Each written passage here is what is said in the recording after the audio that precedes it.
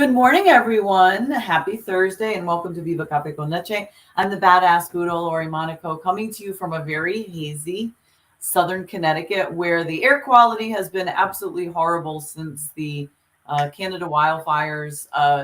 The weather, everything's just added up to a perfect layer of toxic fumes. The air quality was so bad yesterday that it was, you could see it, you could smell it. New York City in the afternoon, I think the index is 0 to 500, and New York City registered, like we're talking Manhattan, registered at 489 yesterday afternoon. So it's, and we topped, I think in this area about 290. I think we're at 290. So, but other than that, the weather is wonderful. The temperature is great. It just forces us more indoors and just gives us things to do indoors. So here we are. It doesn't mean we can stop being who we are and create those lists of our habits and our behaviors and all that fun stuff. So there's no excuse. Oh, I couldn't do it because the air quality was really bad. Get your ass inside, sit down, and write out your list. So good morning, everyone, and happy Thursday. Good morning, Tiffany Bryan. Good morning, buenos días, mi gente, aquí con la Margarita, your gladiator guru. I didn't make a video this morning. Oh, I'm kind of bummed out right now. But anywho, here I am. Me being a conspiracy theory believes this is so much more bigger and more health-threatening than fires. But then who am I? It's one of my habits is to form theories around scenarios. And that's one of mine. They're using this anyway, but I am speaking to you, coming to you from the Sunshine State, and it already looks hot out there, but here we are to make the best of the worst, most uncomfortable moments in our lives. Welcome. Amen. To Viva Cafe con Leche. She says it with such a smile, too. Yeah. You know, like in those movies where the bad guy or the devious evil doctor is like, yes. Hey, listen, you know, you walk your truth. You never sugarcoat. You never say that you're going to be all nice and sweet and then come up from behind and smack the person in the head like a surprise. You are what you are. So you are just a disruptor and you're going to say what needs to be said. So there you go.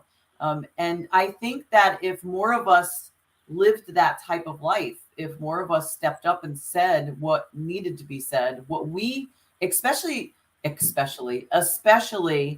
with regards to ourselves. You know, when you are aligning with yourself and knowing very well who you are and what it is that you want, you have that clarity, you have no problem speaking up for yourself. You'll know when to speak and you'll know when to just walk away. Sometimes it's not even worth speaking because sometimes the situation is not going to change. You can't change it. And it's not up to you maybe to change it. So you just graciously walk away. But the beauty is the more you get to know yourself, the more you stand in your truth, who you are. That's why Gladiator Guru, you know, she's a prime example. She's been that person for her whole entire life.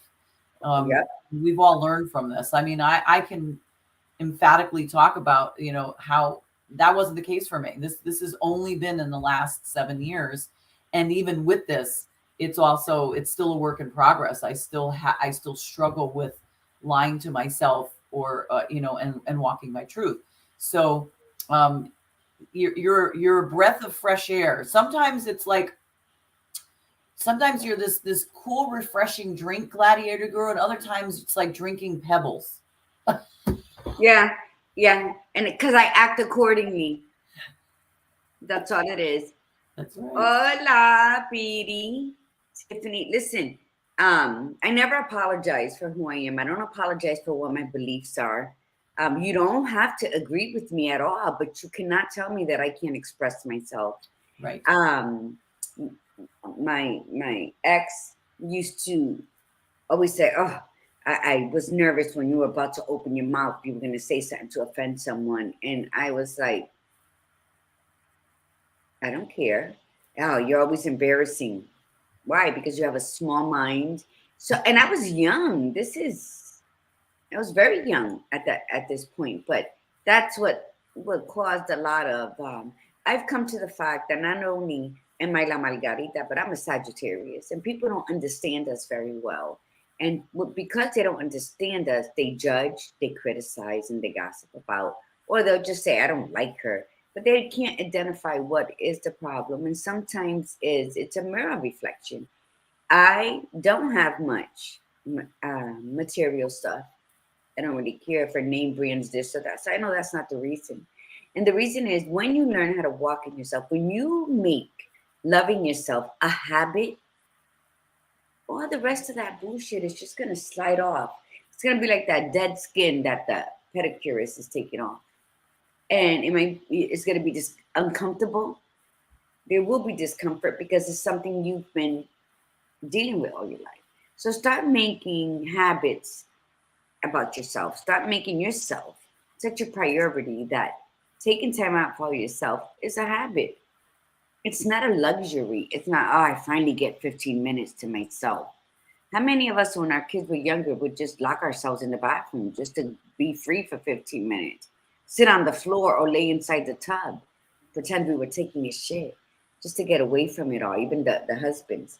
So make that a habit. And love yourself, too, no matter where you're going, no matter if you're dragging yourself in the mud, if you don't got no shoes on, if you haven't bathed in a week, it doesn't matter. You, at the end of the day, are all you have. So make yourself such a fucking habit that you can't breathe without you. That's make yourself a fucking habit. Do you understand?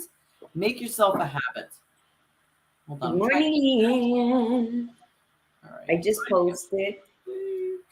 God, it's such a hassle to just get back. Good morning, Lee. All right. Let's set our intention. We'll do our mantra and let's get busy. All right. As always on Viva Cafe con Leche, we want you to be intentional. We want you to have a purpose to your day. So set your intention for whatever that may be. Set it now, set it after the show, but go about your day being intentional and Be grateful. Can't stress that word enough.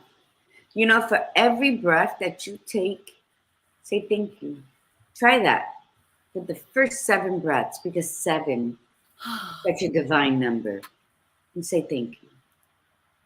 Even if you're just saying it to yourself, but you're not, you're saying it to your spirit. You're saying it to your mind. You're saying it to your body. You're talking to your soul. And you're allowing God or the universe to receive your gratitude. It's that simple. There really should be every morning, whether you don't want to get up or not, whether you're running late or not. It's not anything that you have to start your day off habitually being angry because you're going somewhere you don't want to be. You going somewhere you don't want to be. You are the operative word here. So make it a habit to figure out where it is I want to be every day that's going to make me happy. And then when it no longer makes you happy, then fucking quit and figure something else out. You don't have to have a plan B in place in order to eliminate plan A. And I know bills are a thing, but sometimes you just got to say, when my hands are full, I can't receive any gifts. The minute you let go and you trust in the process and you put your prayers up there and you take that leap of faith, stuff is going to happen for you, to you, that you need. But unless you put it out there, it's not going to happen. So be intentionally grateful in your prayers. Be intentionally specific in your conversations with God and the universe. And make it a habit. Before your feet touch the ground in the morning, you're saying your gratitude. You're saying, thank you, Father God, for this beautiful day. Guide me, guide my tongue. I need to say that every day. Guide my tongue. Let's do this. But and then throughout the day, if somebody cuts you off and you were speeding, that's a blessing. You're avoiding something. Think of everything as, okay, I'm so favored, I'm so blessed, I'm enough, I'm all this, that everything is working for me. The I'm universe very talkative this morning. is working for me. And you know what? That's right, I am. Today it is about, you know what? Stop. We're awake. Consider your habits, eliminate the ones you don't need, stop worrying about people because people don't matter No. when it comes to going against what you believe and what you feel. And you know, one, like I said, one of, oh, we're gonna do our mantra. Let's do this. Okay. So I almost forgot what the mantra was. All right, here we go. Say it loud, say it proud. I am a disruptor. I am a disruptor. I am unapologetically I courageous. am unapologetically courageous. I am spiritually grounded. I am spiritually grounded. I am magically orgasmic. Ole, And I keep it real. all day, no doubt. Oh my goodness. All right. So that was a beautiful start, Gladiator Guru. You were on a roll this morning. You have energy. You are there. You are present. Because I'm so tired of people complaining. Yeah, I agree. And even my direct family. You know what? You don't give up unless you've exhausted all your options. And sometimes people give up too easy. And guess what that is? It's Dr. Lori. What is that when people give up too easily all the time? What is it? It's a habit. It's a habit of avoiding uncomfortable situations. It's a behavior that starts off as it's a behavior and a habit. Actually, it's both. So, you know, I went to sleep. I prayed. I said, this is all I'm going to say about this because then I'll own it back again by getting all emotional and wound up and twisted up like a salty pretzel. And that's not my gig today. I'm tired. Arlene and Darlene. Hola. Oh, no, that's Arlene Gonzalez. You know what, Arlene? I love when you come on and tell Donna I said hi. Let me tell you. And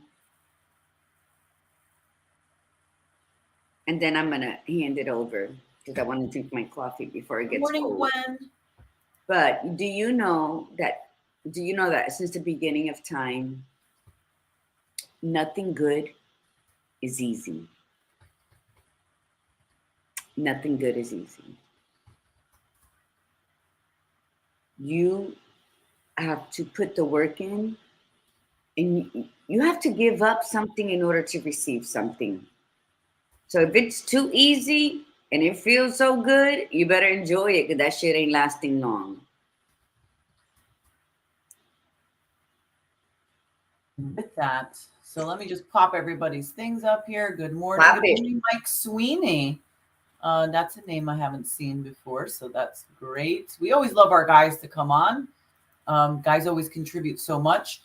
Please don't forget, for those of you that are on, please share it. It takes just a few seconds for you to hit the share link. And then you could always, if it's not that easy to share in your stuff, then just copy it and then paste it into your post so that people know where you are, and give them a chance to check us out. This is going to be a great conversation as always. And it's always made better when you contribute. So we always like when the tribe is contributing to the conversation. So let's talk about this. Today is behaviors versus habits. Like, are they different? What's, is it one against the other? And the bottom line is really, it's not versus. They are a couple. They are coupled together. And in fact, so are beliefs, even though we didn't include that in there, but we did talk about beliefs last month. So basically, behaviors will form habits. Your behaviors are a certain way. And then when you do something over and over again, you will create a habit. So a behavior, again, we defined this last week, but we'll define it again in another way. Behaviors are actions of a living being or system in response to the environment. They're expressions of the person. And behaviors are basically conscious. You're consciously aware of your behavior. It doesn't. You can react unconsciously or subconsciously, not unconsciously, but you could react subconsciously, like automatic, which would be falling under the category of a habit. But it's your reaction. That's your behavior. That's who you are, because at some point you become very conscious of it. Now, habits are routine behaviors that are repeated regularly, and the more you do them, the more unconscious they become, or subconscious, and they're automatic. And we talked about this on Tuesday, that their habits are great because it saves us time, it saves us energy. That is why we do it. It saves space in our brain, so we don't have to activate all parts of our brain to do these things. Think about when you are driving your car. Driving a car has become habitual. You get in your car, you start the car, you do the things that you need to do, you just back out and you go. You don't realize how habitual it is until you drive somebody else's car and you go to tap on the Yeah. and you're like, wait, like and you're braking like an idiot. it's like you're a new driver all over again, And so you because you're not used to that car, but then within minutes you'll get used to that car, So habits are routines, okay? Behaviors are shaped by a combination of nature, like our DNA, and nurture. So what's called our psychosocial environment. If behaviors are what we call legacies, like in other words, DNA, they're passed on to us. Some of us could sit there and go, great, we're screwed because I don't want these. That means that I can't change my behaviors. But that's not true. You can. That's why we've done what we've done so far since January. We have made you aware. We have made you acknowledge these things. We've made you accept them. We made you, accountable. We didn't make you. We suggested you had to come and meet us and do the work. But that was the whole point of this, is that you cannot change a behavior unless you're aware of the behavior. And then you can't change the habit unless you're aware of the habit. And then you have to own it. You have to say, well, that is a bad habit or unhealthy habit for me. That is a healthy habit for me, and I want to keep that. That is an unhealthy behavior. That is a healthy behavior. So you have to decide. You have to become aware. So if you sit there and say, well, I noticed that my father or my mother also did this, so that must be a DNA behavior, you're already setting yourself up for failure. You already decided. So even though I said it's DNA, psychologists and researchers have said that even though it can technically be genetic, that still weighs very heavily on the nurture side, and it still weighs very heavily on the parts that you can change. So if you're just going to give up, then that's on you. It's, no judgment on our part, but there's so much that you can offer in this world, and it does not matter how old you are. It doesn't matter when you decide to make this change. You're unique. You have something to give, whether it's to one person or to thousands and thousands. That quote, I don't know who said it, because there's always so many people that are quoted as saying this, but to the world, you are one person, but to one person, you are the world.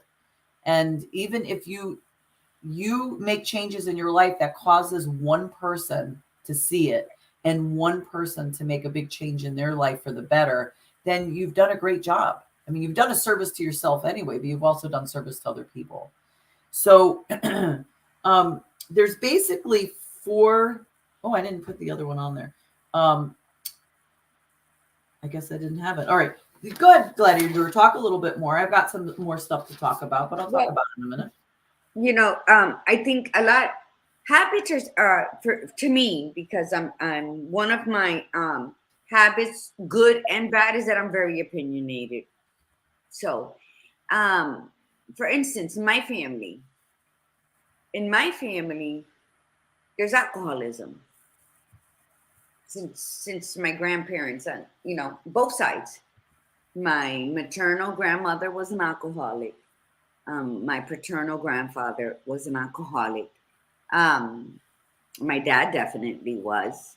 My mom was growing up, so there was a high percentage. They say that it's genetic or it's in the DNA. whatever. Some say yay, some say nay. I don't care. But it's up to you to decide. I think I'm going to be 55 this year. I think I've been drunk 4 times total in my life. I drink half a drink and I'm like tipsy, but in a way that's good for me. So can I have just used that excuse? Oh, we are drinking, my family. Yes. And then, or could I have said, I don't want to be like that, or I just don't want to. And I think when we try something, that's when we figure out whether we like it or not. Yeah. And if you don't try it out, but you're too busy criticizing and judging, then that you formed a whole new habit, right? Of criticizing and judging what you do not know. So habits are many things. They're good, they're bad, they're ugly. And you're not going to know what it is until you identify what it is that you do. So you can go, thank you for that list, Laura. You can go through lists. You can go on Pinterest and figure out the top things for this. You can Google it. But remember, us Gen X people, we were born before Google. So just ask, right? And I've been reading a lot about Gen X, and habitually we're proud of who we are because we were out until the street lights came out. We drank out of a water hose outside. We were not allowed in the house, or we were hit and told we can't come back out and not to even ask because the house was clean. I mean, there's so many of us Gen Xers, especially when you're raised in the hood, like you know better. Like you ain't hungry. You think you hungry, but you ain't hungry because it ain't dinner time. So we went back out and played or did whatever, right? Oh my God. So we were raised tough. And then what happened? What did we do? We raised sensitive little fuckers because we didn't want them to go through what we went through. And in one of the videos I saw, I was cracking up because they said we were raised so tough and rough that the commercials had to remind our parents they had kids. Oh yeah, 10 p.m. Do you know where your kids are? And I remember when I saw that video not too long ago, I'm cracking up because that was something I forgot in my life. But I remembered that. How about that little dog in Spanish that used to come on and remind you to go to sleep, but brush your teeth first? And I'm saying, and then we turned around and we overindulge in our children. We over materialize them because we didn't have, like we were lucky. We got 3 outfits for school, 1 for Thanksgiving, 1 for Christmas, and 1 for Easter. And you better not dirty it, that type of thing. So habitually we went to the other side of the spectrum. And then now we're stuck with these kids that then are raising more kids, and their traditions are being lost and everything, but it's a habit. We wanted to do better. But you cannot do better outside of you until you do better within you. My kids, I didn't raise punks. They'll still talk about how they're scarred from the punishments they received. But you know what? They, in turn, have their own issues. But I can't be responsible. I'm not. I refuse. But habitually, we have good and bad in us. We have behaviors that we've created as a safe zone to protect us from the hurt that we felt by the loved ones we thought were there to protect us. And so not everything is bad because it's a habit, because a habit can be broken. A habit can be repaired, and a habit can be replaced. Correct, badass? So could a behavior. Absolutely. Well, yeah, I'm sorry. I mean to speak on both of them. And the thing is, because you are this today, doesn't mean you're doomed. Doesn't mean you're not worthy. And it doesn't mean you can't grow. Because as long as you have that breath within you, miracles can happen between every breath. But you got to want it. Nothing good is easy. You got to roll up your sleeves. You got to put your big girl panties on. You got to tighten your bootstraps up. So see, I included the male in with the bootstrap. We didn't forget you, my Sweeney. But the thing is that unless we want to identify first what our behaviors and habits are, write them down, relive them, think about it. Oh my God, yeah. You know, play that movie back. See yourself in action.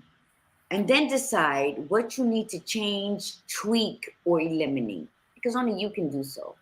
If you choose not to, you're going to be hitting the same wall you've been hitting and blaming everyone else around you.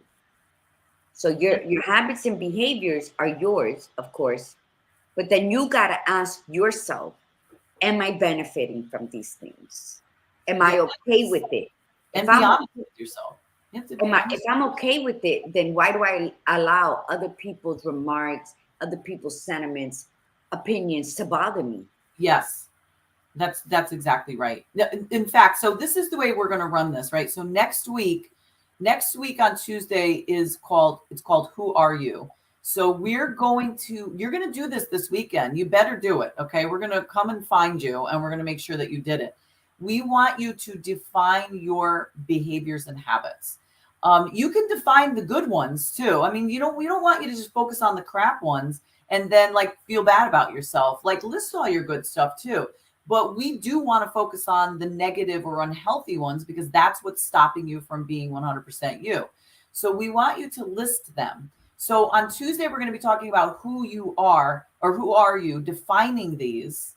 And then we're going to be talking about Thursday is this is why. In other words, why you have developed these behaviors and habits. We're going to get more into that connection. So on that day, we'll be able to blame a little bit about our environment, how we were grown up, because we have to acknowledge that. We can't sit there and say, okay, well, that didn't happen. But what Gladiator Guru is trying to say is, yes, this shit happened, but it's in the past. You cannot keep saying, well, it's because of this, it's because of that.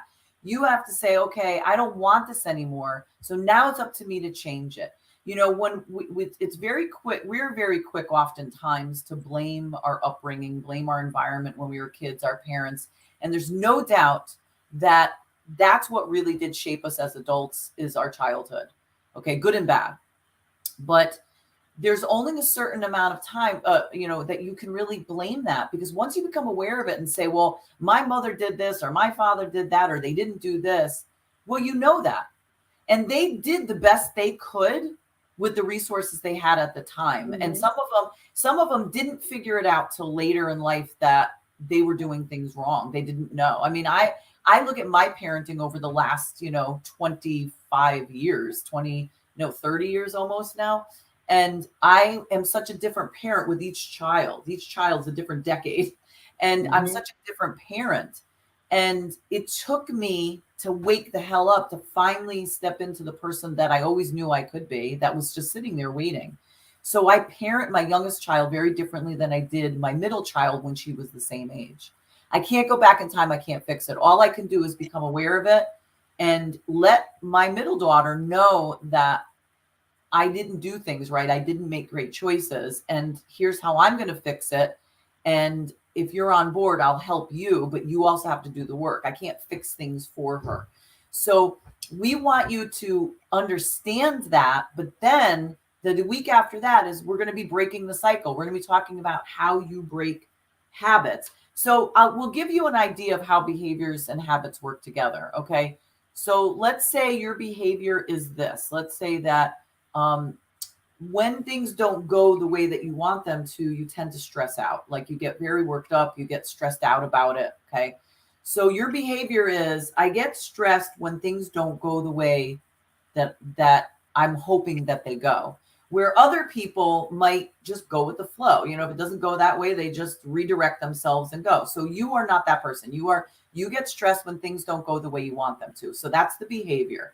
All right. Then what happens is we want to squash this feeling. Like we're like, I don't like feeling this way. I don't want to feel this way. So we develop habits that will deal with the feeling that comes from that behavior. So you're stressed. Things didn't go the way you wanted to. You're very upset. You're like, oh, okay, I'm just going to go and I'm hungry. I want to eat something. So you go and you grab a bag of potato chips. So there is the habit. The habit comes in and says, when I'm stressed and I'm upset and get this emotion, if I eat this, then I'm going to feel better. And then the stress goes away. And so that's how behaviors and habits work together. Behaviors are how you are, who you are, the responses that you have in your environment. And the habits are the things that you do in response to your environment on a regular basis, on a daily basis. And the more ingrained it becomes, the more subconscious it becomes. That's why when you get stressed, like let's say you're on the phone with somebody and somebody pissed you off. And the thing is, you always know they do. This might be the person that you speak to all the time. And you know that you get upset when you're on the phone with them, but you still talk to them. So you already know going in, oh, so-and-so's calling, or I have to call so-and-so. Your behavior starts to change as a result of that anticipated phone call. You get stressed out. As soon as you hang up, you instantly subconsciously give yourself permission to respond a certain way. So you go, you start feeling sorry for yourself, more behavior. You grab the potato chips, you might grab the cookies, you sit down, you munch as much as you can. You feel better in that moment because it fed that stressful moment. Okay. But you already know what happens a short time after that is you feel like crap that you just ate that. And then that cycle starts all over again. Sometimes you don't even know you're going for the chips. You could be still on the phone with somebody and start taking the bag out of the cabinet and eating the chips before you even get off but you're not even thinking about it. And those, because they were over and over and over, now anytime you're stressed, your body automatically habitually knows to go and eat. Eat comfort foods. It might not be the chips. It could be something else, but eat. Oh, you're stressed, eat some comfort foods. Boom, you're good to go. Mm-hmm. When I'm stressed or angry, I reach for the chips or something crunchy. Me too. So I've been finding something to go. Oh, she left. Something to.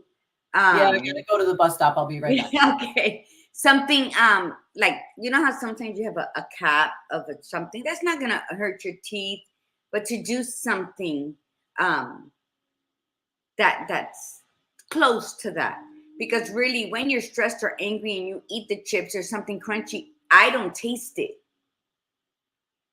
I'm not tasting whatever flavors the chips are. It's all I'm doing is listening to the sound of the crunchiness.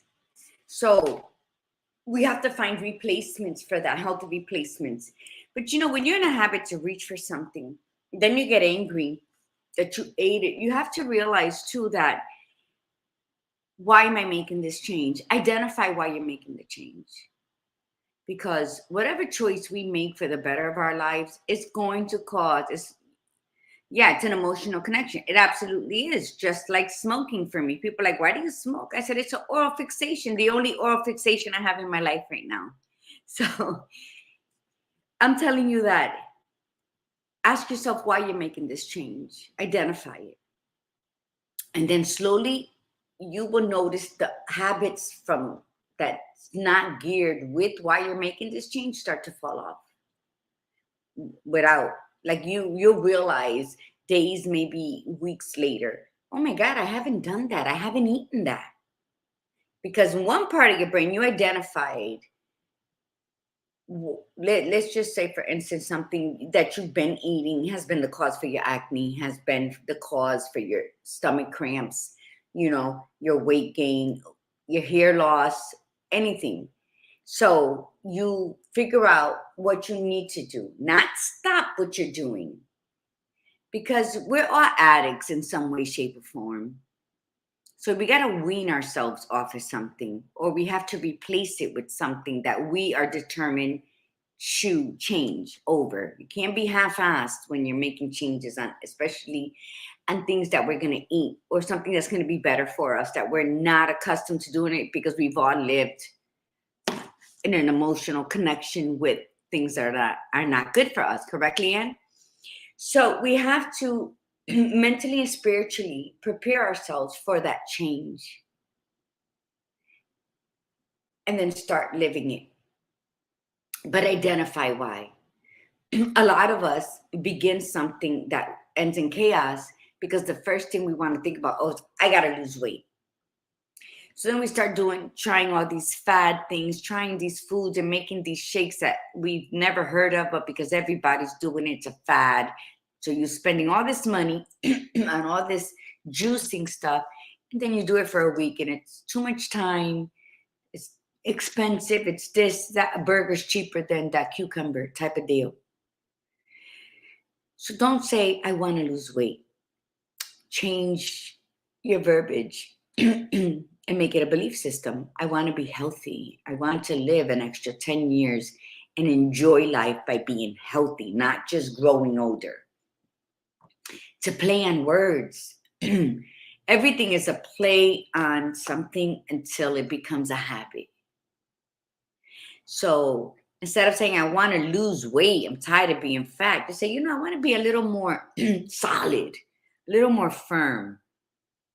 Let me research what's the best way for me. Who's been a carnivore? Or I really always like salads, but it doesn't seem to be working. What do you need to add to that salad? What do you need to add as a side dish?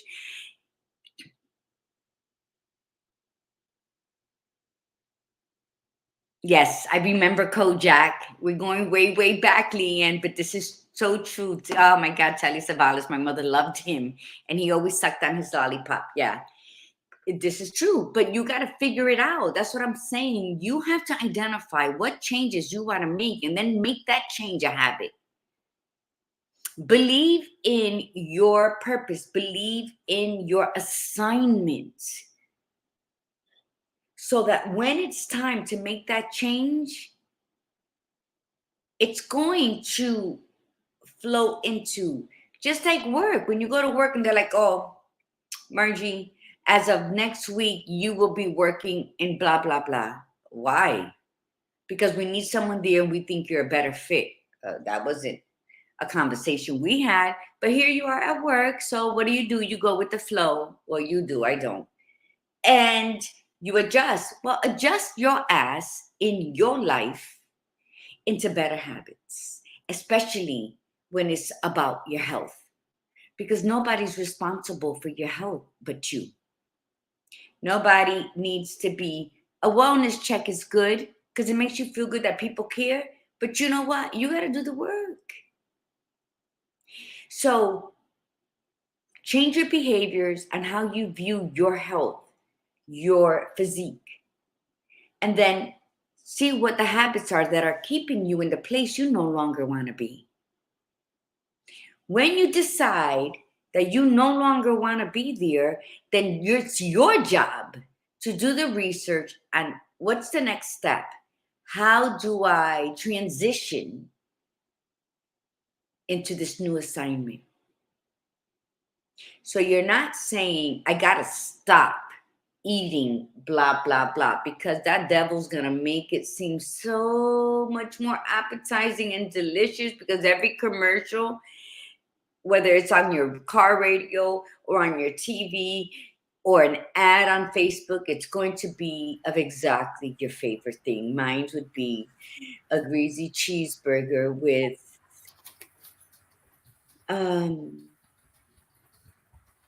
what's my favorite cheese? It's with the S. Help me, with the hose in it. Swiss cheese on it and some steak French fries with hot sauce. So that devil's gonna make all those commercials in. So choose your words wisely. I don't want to be here. I'm not going to be here anymore. So the transition comes, and then identify what it is you want to change and continue on to your new assignment in life, because it is your life. It is your responsibility. I don't give a shit what happened to you as a child 40 years ago, because you're not that child anymore, and you survived whatever bullshit it was that you went through, and you're here today. Do you have little traces of that? Absolutely, but you need to hold on to those traces, because that's what keeps you moving forward. See, memories of your past don't pull you back. They should propel you to be better. They should prepare you to stay on your path. And that's a good point, because that's usually not what we do. What we do is usually that we allow the past to dictate our present. Mm-hmm. And that right there is a behavior. The behavior is if you could be thinking about something from your past that upset you, and then your behavior changes, you get into a bad mood, you start getting frustrated, you get unmotivated. Those are behaviors. And then the habit sets in where what do you normally, how do you normally respond when that happens? So you think about something that pissed you off back in the past. Your behavior is to just stop doing what you're doing in this present moment because you're still upset about what happened, upset what the person said or the situation that happened or what you didn't say or how you acted.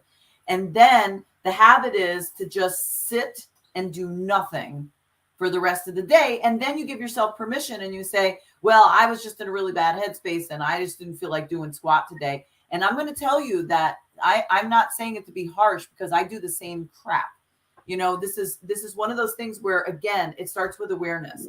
You have to say, okay, is this productive? Is this helping me whatsoever? You know, like if you're constantly like if you talk to certain people and you talk about the same things over and over again, and you stop and take a look at that and go, you know, I'm kind of tired of talking about that stuff.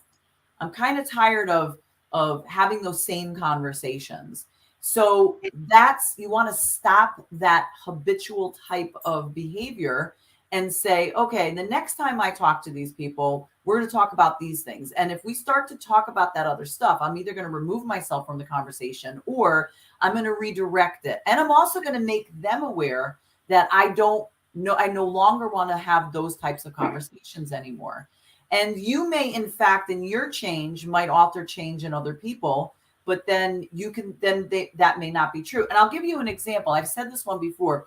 When I started to make really big changes in my life, this was early on after I came out of my depression and I was, or the depression. I don't like to say I don't like to own it. But when I came out of the depression, I had a couple of friends from work and we were the kind of, you know, we would get together, the beautiful ladies, and they still are. They're wonderful people. But when we would get together, though, we would kind of bitch about administration. Even when I was an administrator, we would bitch about the politics and all that stuff. And sometimes we would talk about the students that we're having challenges with. So one day I was sitting in the break room with them and I'm listening to the conversation and this time I'm listening. I wasn't participating. And I realized I don't want to be in this type of conversation anymore. I'd rather talk to them about their kids, what they're going to be doing, like optimistic, exciting stuff, not complaining. So I just sat and listened, and they said it one day after the second conversation. They said, you know, you're so quiet. And I said, yeah. Oh no, I know what it was. I started to say something optimistic. Like if they would complain about a student or complain about something, I would say, but what if, you know, and I would turn the conversation. So one day one of them said to me, you're no fun anymore since you've made the changes in your life. You don't want to talk about any of that bad stuff anymore. And she said it very lovingly, jokingly, but she was being truthful. She's like, so I'll tell you what, whenever we're around you, we'll talk about the good stuff. But when we want to bitch, we'll just go out to lunch ourselves and you don't have to be in it. And I didn't take offense to that whatsoever because I'm not going to tell them to change who they are. If they want to, that's different. The fact that they were willing to, when I was there, speak in a different format, that I thought was really beautiful because they respected me, but they loved me as a friend to say that's how we're going to be. But they also acknowledged themselves to say we're not ready to give that up, and they owned it. And we're not ready to give that up. So when we want to bitch, we'll go ourselves. You know, those are my people. Huh? Those are my people, the ones that say, all right, I'm going to talk shit. I just make sure you're not around. Yes. I love people who are upfront, no nonsense, and it's going to be them to the end, and they don't care who they lose. Because, you know, one of my habits and the behaviors, how I treated people was holding hands with fake people, with imposters, and longer than I should have, because I saw a spark in them that I said, they're going to wake up soon. And I spent a lot of time on people who didn't. They pretended that they wanted to do better or that they were growing into being more real. They're not, because if there's two things I hate, is there one I just, but then that's my opinion. But Stephanie Nieves, hello, Freckle Face, and Leanne, I love what you wrote. Much of that past behavior stems from where you are in your present life. Are you still living within the same environment? If you are, it's time to move. If you cannot physically move away, then get into the habit of spending more time outside of that environment. And yes, either way is good. If you are not strong mentally and spiritually, that you cannot grow within the environment, that it's not so conducive for you, then move. If you cannot move, then you're going to have to build that courage and strength. And if you can move, then go, because obviously you got to work on you and building that strength and courage to sit anywhere in your life and not be changed by what's happening outside of you. Right. And a lot of people might get upset to hear this, but this is just how my take in life. You need to build such a deep and profound strength and courage within you that it doesn't matter where your feet are planted at that moment and what's going on around you, because then you are who you are no matter where you are. And I know, because I have family members that have allowed their environment to affect them. And they've seen exactly what they hated, or what was not something they wanted to, because the work to stay true to who you are and to stay on point with yourself, which much harder than fighting against the dislikes or the discords in their environment. And I come from two alcoholic parents. My mom, all I remember as a childhood was her popping pills. So she became a pill popper, a prescription drug. She had back surgery and all of that. And then my father was not only an alcoholic during the week, but on the weekends, he dabbled in crack up until 3 months before he died, which this month it'll be 16 years. So what I'm saying, I've never, I stopped smoking weed when I was 16, and I'm just a high off life, in your face type of person. Some like me, some choose not to. I'm so okay with all of it. So what I'm saying is, if you're still here saying it was my environment, it's my environment, then it's up to you to make the change. It's up to you to say no mas and stop the bullshit and break that habit and change that behavior. Because you and only you can choose where to be and where not to be, and then make the appropriate channels to swim away, fly away, walk away, run away. And it's okay to reach out and say, listen, I'm ready to break out of this place, and have someone pull up, and then you jump in the passenger side, make fun of it, and drive away into the sunset. You can do that, but it starts with you. And what is she saying? From experience, being away from that toxicity provides you much more freedom to learn more about your true self and freely follow your chosen path. Absolutely. Yes, but no mas, like Margie says. Yes, so what I'm saying is absolutely, because you cannot blame your parents, your siblings, your barrio for how you turned out in life, because we all have choices. You cannot say there was no way for me to break away from that, but yes, there was. Yeah. Yes, there was, but you didn't choose that. So now you're blaming everything and every person, place, and thing around you, because you were not held accountable to yourself to be better, to live better, to want more. And it's okay, but if you're still here today, then this is what we're doing. Let's break down those walls. Let's drive through that gate. Let's do whatever it takes to be on the other side of this. So this month is all about that. So let's be phenomenal together. Let's put the big girl panties on. Let's pull up ourselves from our bootstraps. And let's say no mas to the bullshit that's been holding us back from being brilliant. Go ahead. And seriously, like, take the time this weekend. We tell you every time we go over something, take the time to work on yourself. Take the time to ask yourself those questions. If you cannot be honest with yourself, you will never be truly honest with other people. You have got to really look at this and say, my behaviors, like I've had to look at this myself. my sister is absolutely correct. You know, for me, the next phase, and this phase really should have, I'm going to should on myself, happened about 2 years ago. This particular phase of environmental change, actually physically moving, because I looked at how I was doing mentally and emotionally, and from 2016, so summer of 2016 to, or mid summer 2016 to um, October 2020, I was completely going up, up, up, up, like up, up, up. It was fantastic. Actually, November 2020. And then what really needed to happen at that point, I didn't realize it. I think that's part of it. The problem is the environment needed to change at the end of 2020 or at the beginning of 2021. Like it needed to. That was what actually needed to happen. But I didn't change the environment. And then I became a victim, quote, of my environment. And because I allowed myself to become a victim of my environment. The operative word.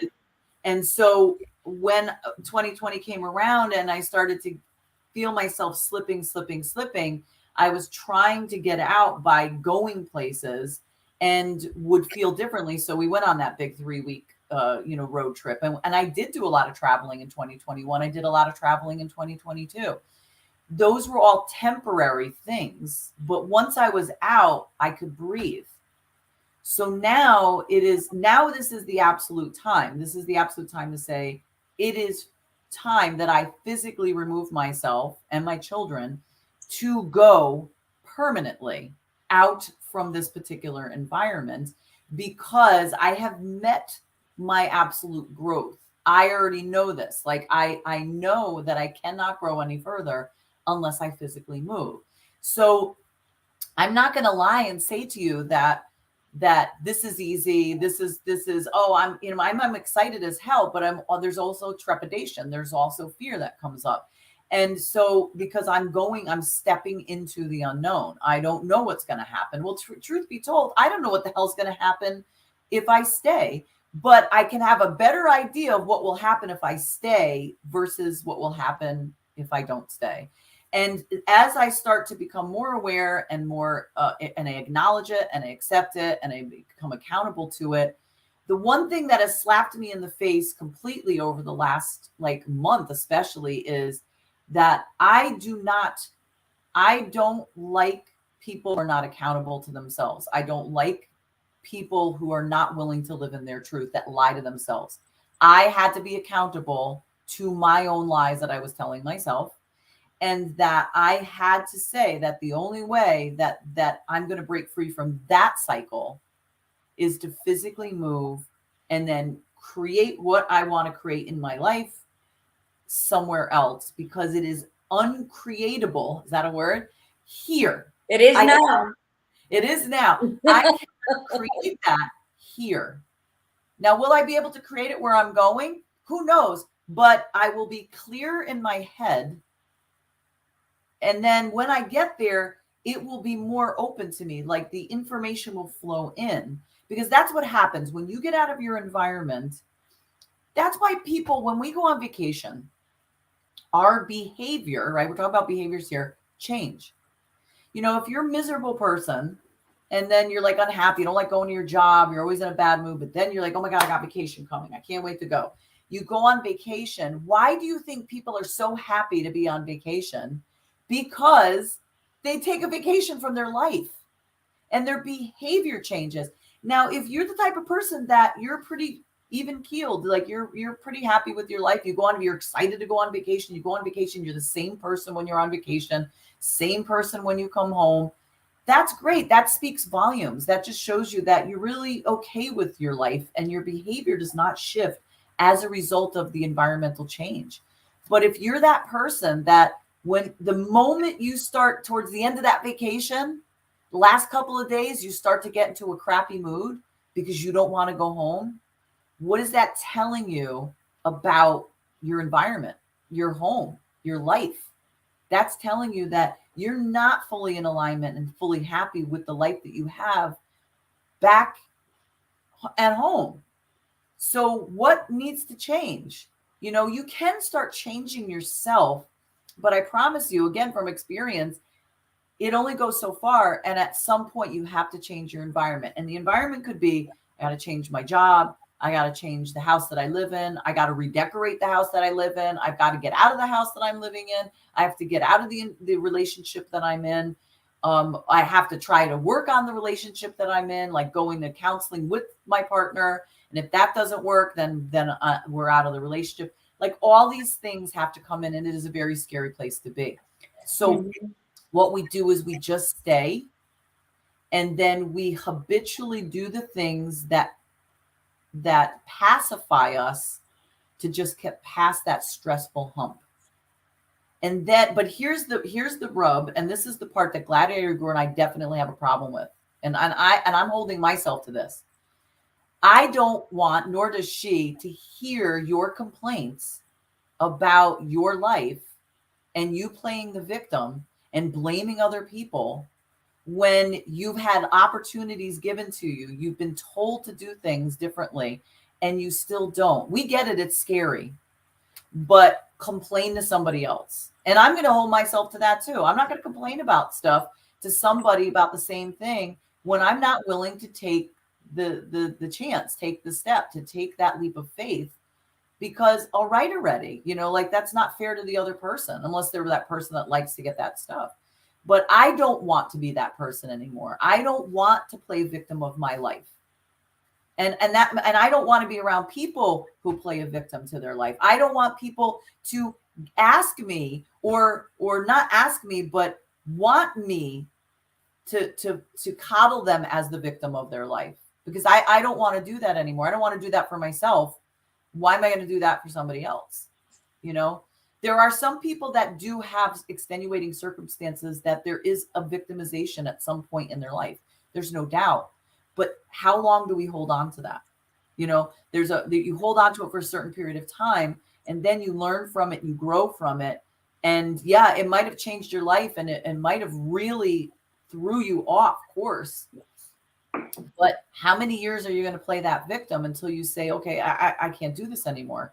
So I will be there for you in that moment when it happens. But 5 years down the line, if you're still saying the same story, I can't do it, because all it's going to do is just reflect back on me to say, that's not the person I want to be anymore. So, yeah. I mean, I think that takes courage too. Let me tell you something. Exactly what you're saying. If anybody's on here besides Iris, who knows me like a glove, knows that I've always been Margarita since always. And a lot of people didn't like me and didn't understand, but it wasn't because of whatever. They didn't like me. They didn't like me because I was always very upfront and in your face. And a lot of people back then and now don't know how to handle that. That's totally okay. I respect you wherever you're at. Just don't cross my boundaries. So it's like power of words. You have to believe what you're saying. You got to back up what you're saying, especially when you're talking to yourself. Especially when you're having those one-on-one powerful team meetings. When I get angry, I have to pull all my personalities. We go outside, we have a team meeting. We tell each other how to breathe, how to slow down. We need to do that with ourselves. We need to always use powerful words that are going to just seep in, and our bodies are going to absorb it like a wet sponge, and then it's going to be sewn into the tapestries of our soul. Why? Because we need to speak truth to ourselves before we ever consider speaking truth to anyone else. Before we ever point a finger at somebody because they're not speaking truth about themselves to us or to us, it doesn't matter. We need to absorb that. And when you feed your spirit and nurture your ego, and then you learn how to love your body exactly where it's at, the weight will come off, because now you're speaking truth to yourself. You're going to eat healthier. You're going to eat wisely. And yeah, everything has a price and there's a cost to being healthy, right? So what I wanted to say before we go is everything the badass Buddha says, right on. I support everything she just got finished saying. She went real deep, but she kept it very light because it is truth. Own your truth. Walk in your truth. Fuck everybody around you that doesn't understand you in your truth because they are not there yet. It's not that they're not worthy of you. It's not that they are beneath you because no one's beneath us. You know, as they say, so above as below. We must respect everybody where they're at. And the only thing we are to do, not point and not preach, but be. Yeah. When we walk in our truth, we are being. And when we are being in our true nature, then that is how best we teach. So always know that you are a student of life everywhere you go, and you are a teacher in this life everywhere you go. So if you do that with gratitude, intentional gratitude, your day's already sparked with brilliance. So if you want to begin that business, if you want to be free to be your true self all the time, do it. Like Leanne said, just do it. Don't talk about it, be about it. Believe that you were born on purpose and that you matter and that you're going to fuck up because we don't hold all the answers. And because maybe our growth was stumped a bit because of how we were raised, where we were raised, what we had to witness as children. But it is your responsibility to grow up on your terms, research, study, learn, and then be and do what you have to do. But she said, just want you guys to know that I'm not getting Facebook notifications. Yeah, we all know. Yeah. Yeah. I don't know why that's happening. And Iris was not allowed to share our Facebook. She So I don't wasn't know. allowed to Yeah, share. it keeps saying she's something for an hour, so I don't know. Yeah, that's what Leanne, that's what I'm saying. If you don't believe in yourself, don't be mad when people pass you by and don't acknowledge you. If you Well, don't believe in yourself, don't be upset when somebody treats you like you are saying, I'm undeserving, so treat me like shit. Don't be upset. You believe in yourself. You set that's part of, so when we start talking about, not next week, but the week after, when we start talking about actually breaking these habits and changing these, breaking these bad habits, unhealthy habits, and changing these negative and unhealthy behaviors, belief is going to come back into the conversation. So last month's conversation on belief, that's going to come back in because Leanne's absolutely right. You have to believe in yourself, but that is also part of the problem. If you don't, then we're going to tell you how to. Like, we're going to give you like examples and suggestions of how to believe yourself. And one of the big ones is showing up with your tribe. Your tribe is there. How many times has somebody said something and the tribe has spoken in the comments, encouraging the other person? Yes. So it is about the people that you hang out with. If you're around the people that sit there and want to keep you where you are, they're going to keep saying those things that are going to put you down to keep you where you are, and has nothing to do with you and what they believe is best for you or what they believe you can do. It has everything to do with them because it's going to screw their lives up by having you go on and do something bigger and better. So they're going to make sure they keep you where they are. So we'll talk more about that in a couple of weeks. So in the meantime, thank you everybody for coming on. It's Thursday, so have a great weekend, but please do the work. Write down your behaviors, write down your habits, get ready for next week. We're going to talk about how they've come about and what we can do about them. And then the following week is breaking them. Yes. So, Leanne, that's so true. And that's what I've been preaching since the beginning of the show, since 3 years ago. Everything we're talking about today, it has been said in the first show, because you know what? You're responsible for you. You're responsible who you surround yourself around. You either want to jump in the rain puddles or you want to sit in mud. Choice is always yours. So the only thing I'm going to leave you with today is believe that your courage is needed in this world. And by courage, I mean your true self.